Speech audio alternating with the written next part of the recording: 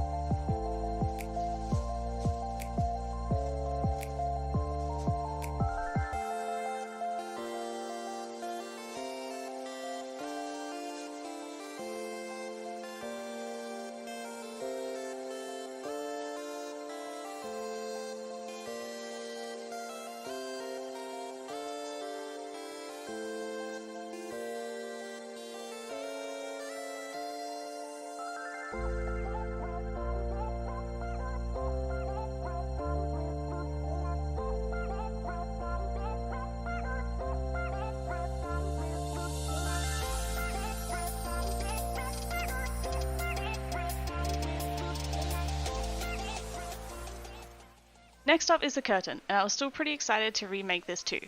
In the original version, where the shells and such were just 2D images on transparent planes, I wanted to instead make them low poly 3D, and I think in the end they actually turned out pretty great. I ended up reusing some pieces in the future items in the set as well, which you'll see as we go along. I started off with an ornate style curtain rod to stay true to the design in the original set. I honestly have no idea if I was even using a reference for this one back in the day. As for the shells, I went for a classic scallop, a starfish, a cowrie shell, one that looks like a conch shell, and another one that I just like the look of, but from my basic googling I could not tell you what it's called. It's the whitish one that I do at the end. Some of the shells were a bit difficult to get into all the nooks and crannies to paint the texture, so I ended up doing quite a bit of the editing in 2D and also in Photoshop. Because they are low poly, I wanted to try and make up for it as much as possible with detailed textures. Also, in comparison with the original, the shells were just on plain looking strings with absolutely no detail in them, so I went ahead and individually painted beaded strings for them to be on this time. It ended up being a little bit of a tedious process to paint in all the beaded shapes in different colours, go back over and add the shading, and then go back over and add highlights. But in the end, I think it was really worth it. It may look like with the shading I'm being careless and painting over the lines, and I kind of am. But with good reason. After I painted the base shape of the bead string, I saved the image as is and then painted my shading, being careless and not worrying about going over the lines, as I then saved a second version of the texture to act as a clipping mask over the first images and not lose the shape.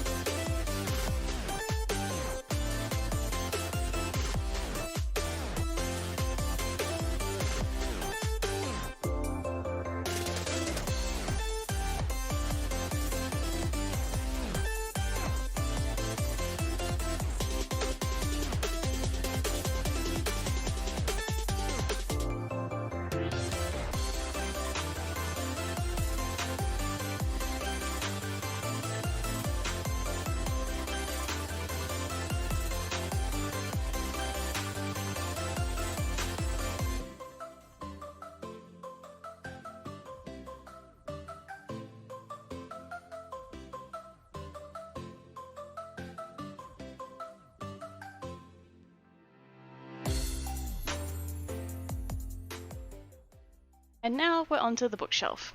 I started making this on a live stream on TikTok, so there was so much going on and I forgot to record the start of the modeling process. And it ended up being most of the modeling process, really. I basically just modeled one small section on the shelf, which consisted of 2 cube sections, and then used an array, curve, and mirror modifier to get the unique shape I wanted. Then I could go in and fine tune the details as needed.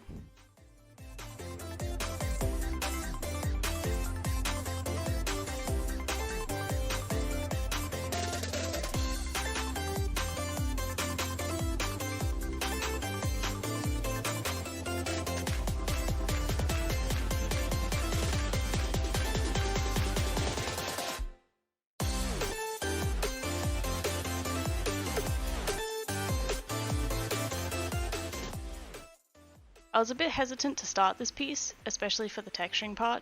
I haven't painted a wooden texture before, so I ended up kind of just making it up as I went along, and looked at different images of wooden bookshelves specifically for reference.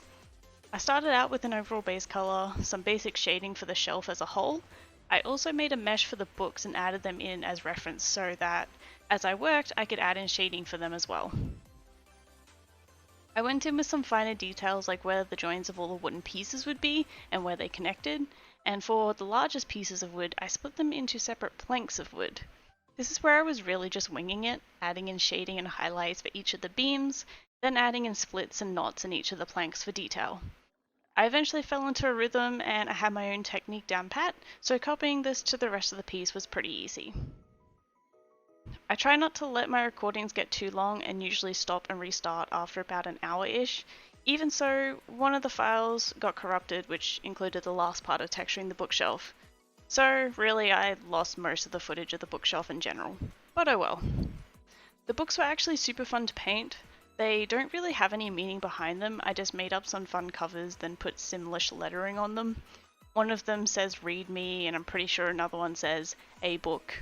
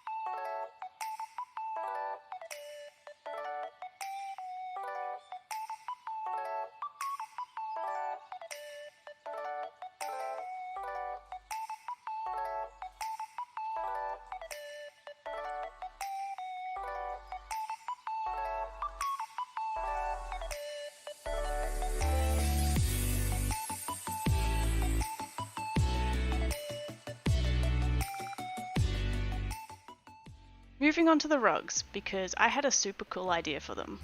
I was scratching my head for a while trying to think of how I was going to revamp the originals, which were nautical and ocean themed prints on large rectangle rugs. And then I came up with the idea of doing shaped rugs like those custom tufted rugs I've seen people make, which I think are super cool. So I ended up making a set of 3 rugs, a sand dollar, a scallop, and a starfish. I liked creating the basic shape in Blender than creating the details in Photoshop. Not sure exactly why, but that's just what I did. I ended up making each of the rugs in a handful of natural colours, plus the original pastel colours that I've done for the bed and the chandelier so far.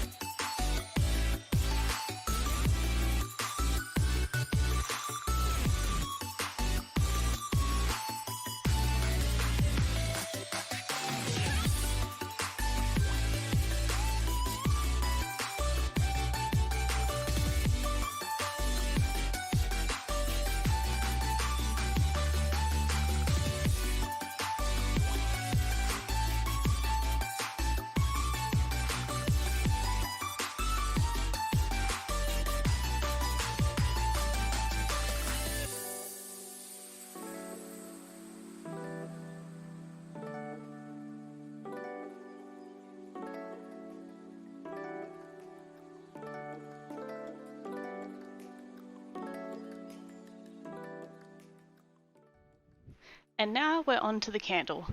I think I managed to find the original image I used as reference, but I still strayed away from it a little bit.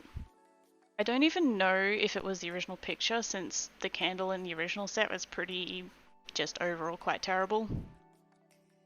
It's just a wall hanging metal and glass container with a candle in it sitting on top of some sand with a starfish and a sand dollar. I reused the starfish from the seashell curtain and I made a new sand dollar. At this point, I contemplated including the sand dollar back into the seashell curtain, but it was already complete and all the textures were done, and there would be no more space to include it in the texture map. Which was a shame. I kinda wish I thought to include it when I was making the curtain, but again, oh well.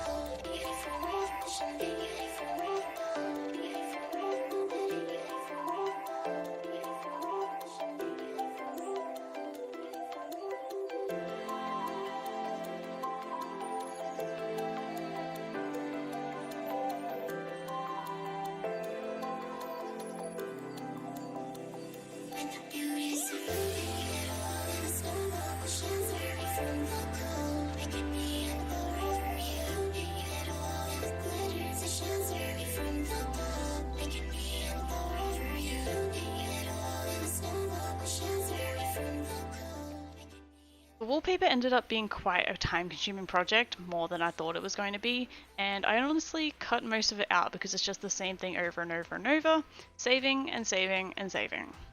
I started off by creating a layered effect of mermaid scales that would be tileable. I did a mix of solids and ombres and gradients to come up with 23 different color options. These 23 different color options needed to be in 3 different wooden trims.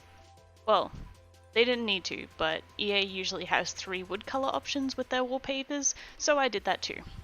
So that gives us 69, nice, different combinations of wood and wallpaper. But then walls come in 3 different sizes and I need a different texture for each size. So that brings us to 207 different images that I had to make, save, and then import into Studio. I ended up repurposing the original Dreamcatcher into a macrame style hanging instead.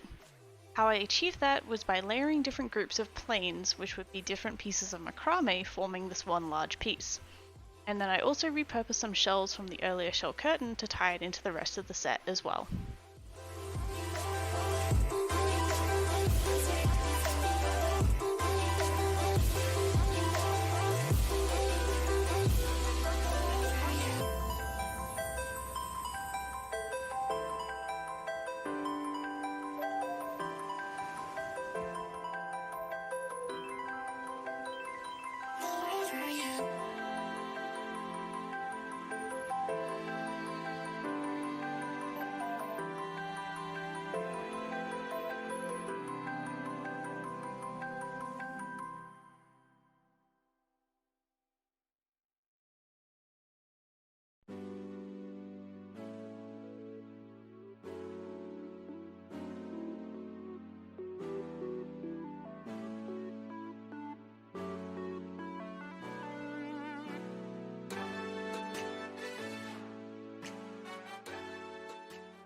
I lost most of the texture creating process, but I just looked at macrame for reference and used lines to kind of simplify the design to it.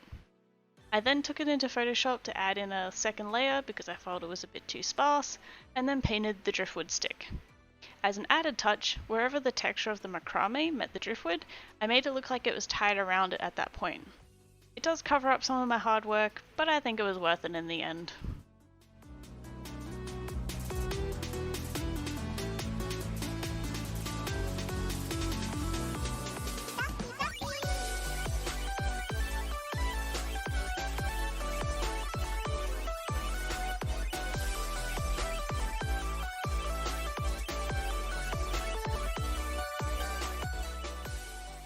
As for the dresser, I don't know why I was so unmotivated to start working on it. It was the last piece in the set I had to do, but I think because I didn't really like the original design, I just didn't want to make it. So I found a new design for inspiration, and I'm turning it into bedside table instead. I went back to the pastel vibes for the first few pieces, and created all the different colours to match.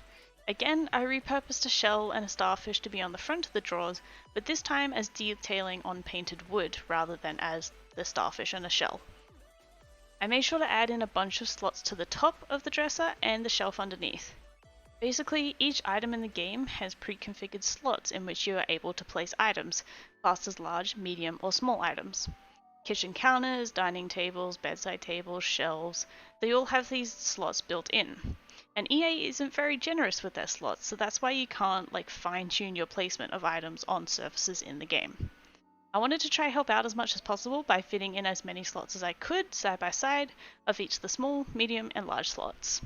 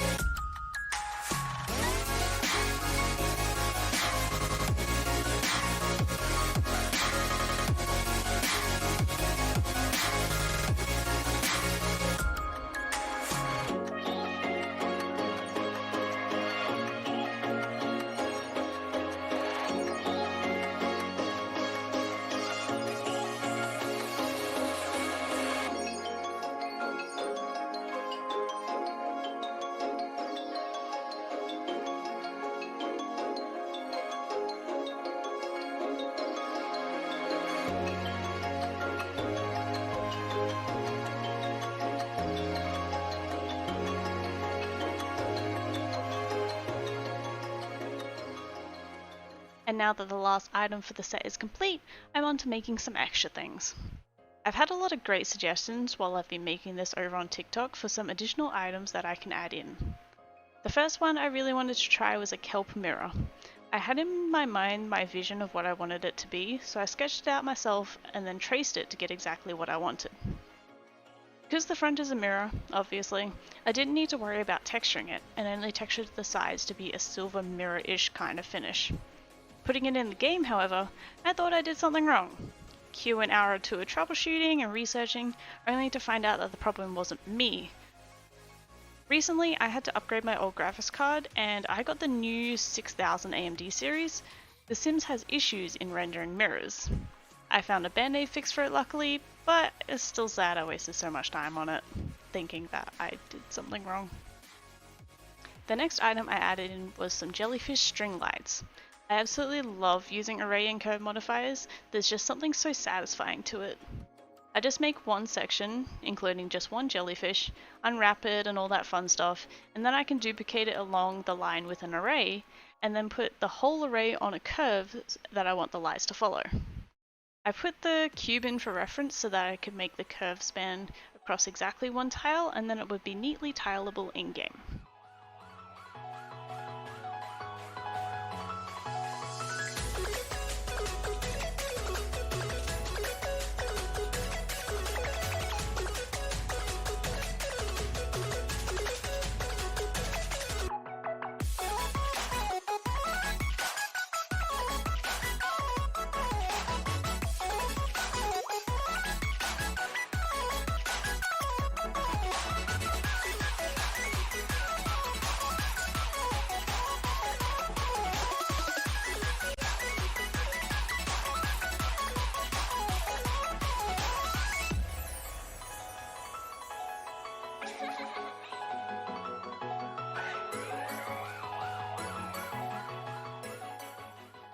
They do end up looking a bit like sea urchins in the end, but jellyfish are a little bit boring on top and I wanted some extra texture detail.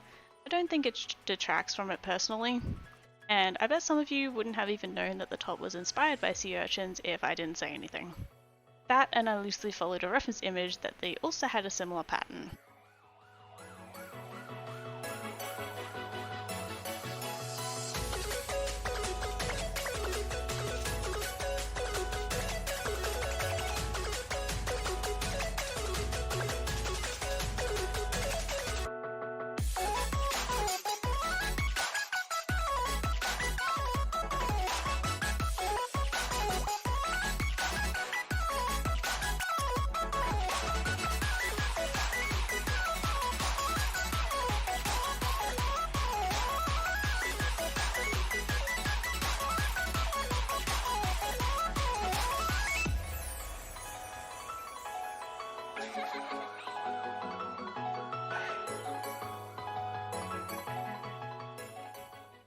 The last and final item in the set is a snow globe.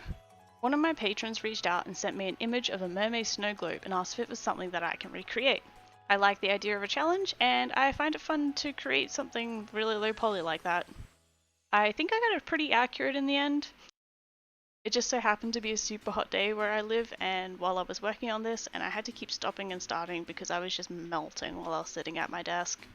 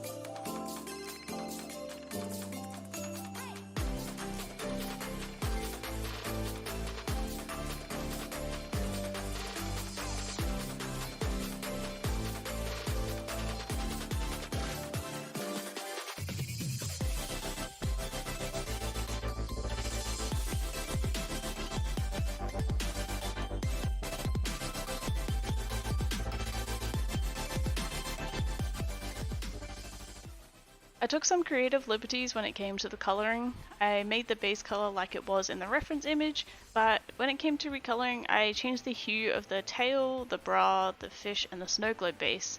But for each colour, I also made 4 different skin tones for the mermaid themselves, which in the end made 32 different combinations. To add some falling snow in the snow globe itself, I just did simple planes placed throughout with specks on them. This and the glass dome itself will end up being transparent textures.